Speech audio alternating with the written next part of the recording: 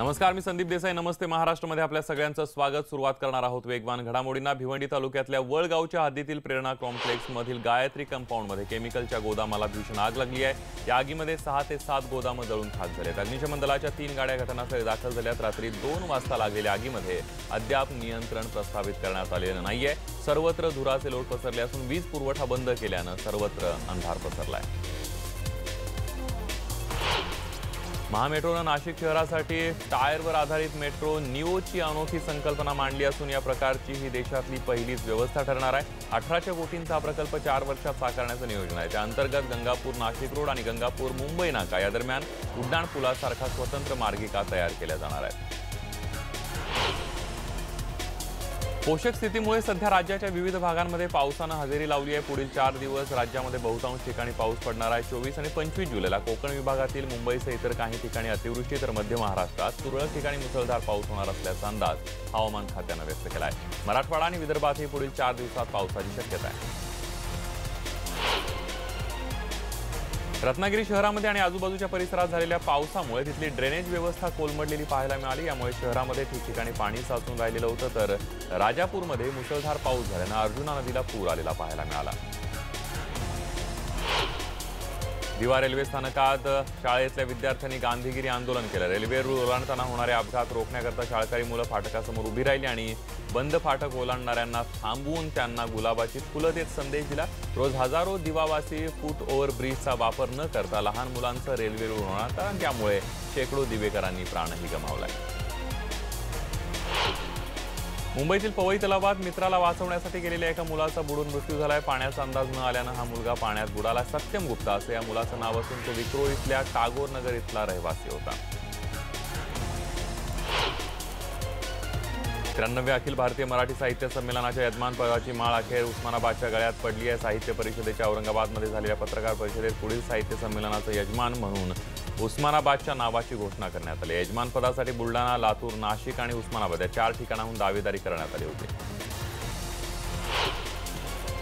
युवासेना प्रमुख आदित्य ठाकरेंनी साईबाबांचं दर्शन घेतलं. साई दर्शनानं आदित्य ठाकरेंनी जनआशीर्वाद यात्रेच्या पहिल्या टप्प्याची सांगता केली आहे. आदित्य ठाकरेंची जनसंवाद यात्रा अहमदनगरच्या श्रीरामपूरमध्ये येऊन पोहोचली असताना त्यांनी विद्यार्थ्यांशी संवाद साधला. मुख्यमंत्रीपदाचा विषय माझ्यासमोर नसून महाराष्ट्र घडवायला मी निघालोय असं वक्तव्य आदित्य ठाकरेंनी केलं. अजित पवारांच्या वाढदिवसानिमित्त पार्थ यांनी केलेल्या स्वच्छता मोहिमेवर टीकेची झोड उडते. पिंपरी चिंचवड शहरातल्या भाजी मंडई बाहेर हातात झाडू घेऊन पार्थ पवारांनी स्वच्छता मोहीम राबवली. मात्र कचरा आणि घाण मंडईच्या आत असताना त्यांनी बाहेर स्वच्छ परिसरात झाडू का मारला असा सवाल उपस्थित केला जातोय. राज्यभर सुरू असलेल्या ऊन पावसाच्या खेळामुळे निर्माण झालेल्या प्रतिकूल हवामानाचा फटका पुणे, नाशिक जिल्ह्यातल्या भाजीपाला उत्पादनावर होऊ लागला आणि त्यामुळे आषाढ महिन्यातच भाज्यांच्या दरांनी उसळी घेतली आहे. त्यात 10 दिवसांमध्ये व्रतकैवल्याच्या श्रावण महिन्यात सुरुवात होत असून त्या काळामध्ये भाजीपाल्याची मागणी वाढून दरात आणखी वाढ होण्याची शक्यता आहे. शिक्षणाचं माहेरघर असलेल्या पुण्यातील शिक्षण संस्थांमधील वसतिगृहांची संख्या पुरेशी नाहीये आणि त्यामुळे वाढत्या विद्यार्थी संख्येची गरज भागवण्यासाठी आता उच्चभ्रू वसतिगृहांचा कल उदयाला येत असून काही कंपन्यांनी अशी वसतिगृह सुरू केली आहेत. राज्य आणि देशासह परदेशी विद्यार्थी मोठ्या संख्येनं शिक्षणासाठी पुण्यात येतात आणि त्यामुळे वाढती विद्यार्थी संख्या त्यांच्या गरजा लक्षात घेऊन गेल्या 2 वर्षांमध्ये कंपन्यांनी या क्षेत्रामध्ये पाऊल टाकलंय. काही गर्दीच्या स्थानकात 5 मिनिटात तिकीट उपलब्ध करण्यासाठी मिशन 5 मिनिट अशी योजना मध्य रेल्वेनं आखली आहे. ज्या स्थानकामध्ये तिकीट खिडक्यांवर तिकीट देण्यासाठी जादा वेळ लागतो तिथं अधिक खिडक्या सुरू करणं, मनुष्यबळ उपलब्ध करणं, मोबाईल ॲपबाबत जनजागृती करणं, ETVM याबरोबर JTBS या वाढत्यावर लक्ष ठेवणं हे निर्णय घेतले जाणार आहेत. एसटी महामंडळाच्या सेवेमध्ये आणखी 800 शिवशाही बस लवकरच दाखल होणार आहेत. या बस वातानुकूलित नसतील पण त्यामध्ये सिटिंग आणि स्लीपर अशा दोन्ही पद्धतींची सुविधा राहणार आहे. 800 पैकी प्रत्येकी 400 बस महामंडळ आणि कंत्राटदारांच्या राहणार आहेत. मुंबई पुणे एक्सप्रेसवेवर साईडला उभ्या असलेल्या बसला पाठीमागून आलेल्या टेम्पोनं जोरदार धडक दिली. सुदैवानं बसमधील सर्व प्रवासी सुरक्षित ठिकाणी उभे असल्यानं मोठी दुर्घटना टळली आहे. या अपघातात बसमधील एक प्रवासी जखमी झालाय. टेम्पो चालकाला झोप लागल्यानं हा अपघात झाला असावा अशी शक्यता वर्तवण्यात येते आहे. तिहेरी तलाक विधेयक राज्यसभेत पारित करण्याकरता भाजपला राष्ट्रवादी काँग्रेस मदत करण्याची शक्यता. या विधेयकावर होणाऱ्या मतदानाच्या दरम्यान राष्ट्रवादी काँग्रेस तटस्थ राहण्याची शक्यता आहे। राष्ट्रवादी काँग्रेस तटस्थ राहिल्यानं भाजपला मोठी मदत होणार आहे। तिहेरी तलाक पारित करण्याकरता 117 खासदारांचा पाठिंबा हवाय, तर भाजप नेतृत्वातील राष्ट्रीय लोकशाही आघाडीचे राज्यसभेत 97 खासदार आहेत। दिल्ली काँग्रेस संसदीय पक्षाची बैठक होणार आहे। काँग्रेस संसदीय पक्षाच्या नेत्या सोनिया गांधी ही बैठक घेणार आहेत। सकाळी 10:30 वाजता संसद परिसरातील काँग्रेस कार्यालयामध्ये बैठक होणार आहे। भारतीय जनता पक्षाच्या संसदीय पक्षाची आज बैठक होणार आहे। सकाळी 9:30 वाजता या बैठकीला सुरुवात होईल। संसदेच्या परिसरात असलेल्या बालयोगी सभागृहात ही बैठक होईल। पंतप्रधान नरेंद्र मोदी आणि अमित शहा बैठकीला मार्गदर्शन करतील। कर्नाटकच्या राजकारणामध्ये आजचा दिवस हे पुन्हा एकदा महत्त्वाचा ठरणार आहे, कारण कालच्या सभागृहातल्या गदारोळामुळे कामकाज आज सकाळी 10 वाजेपर्यंत तहकूब करण्यात आले। तर विधानसभा अध्यक्ष रमेश कुमार यांनी आज दुपारी 4 वाजेपर्यंत कुठल्याही परिस्थितीत विश्वासदर्शक ठराव मतदान घेण्याचे निर्देश दिलेत।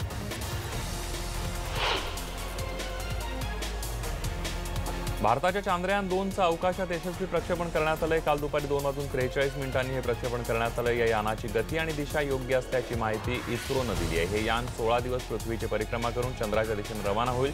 चंद्रावर पोहोचण्यासाठी चांद्रयान 2ला 40 दिवसांपेक्षा जास्त कालावधी लागणार आहे।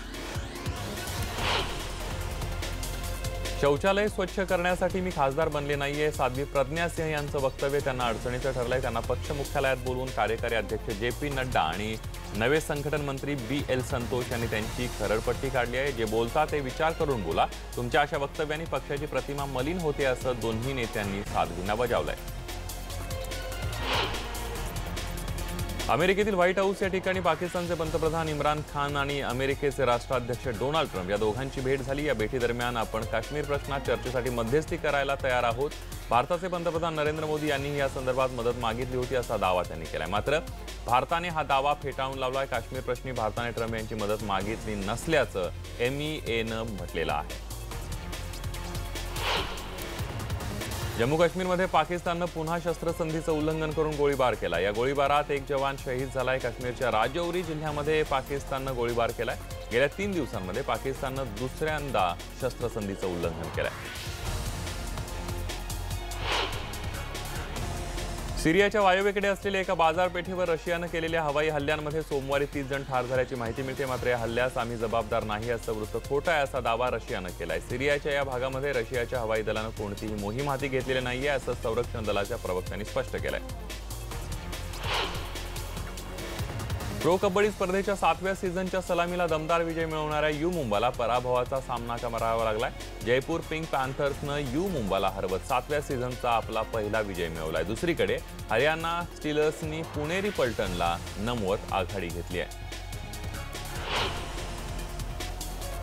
तब्बूला बॉलिवूडमधील आघाडीच्या अभिनेत्रींपैकी एक मानलं जाते। तब्बूचा दे दे प्यार दे हा चित्रपट काहीच महिन्यांपूर्वी प्रदर्शित झाला होता। या चित्रपटातील तिच्या भूमिकेचं चांगलंच कौतुकही झालं। तिने तिच्या इंस्टाग्रामच्या अकाउंटवर नुकताच एक व्हिडिओ पोस्ट केला। या व्हिडिओमध्ये तब्बूचा ग्लॅमरस अंदाज पाहायला मिळतोय आणि त्यामुळे तिचे चाहते तिच्यावर फिदा झाले।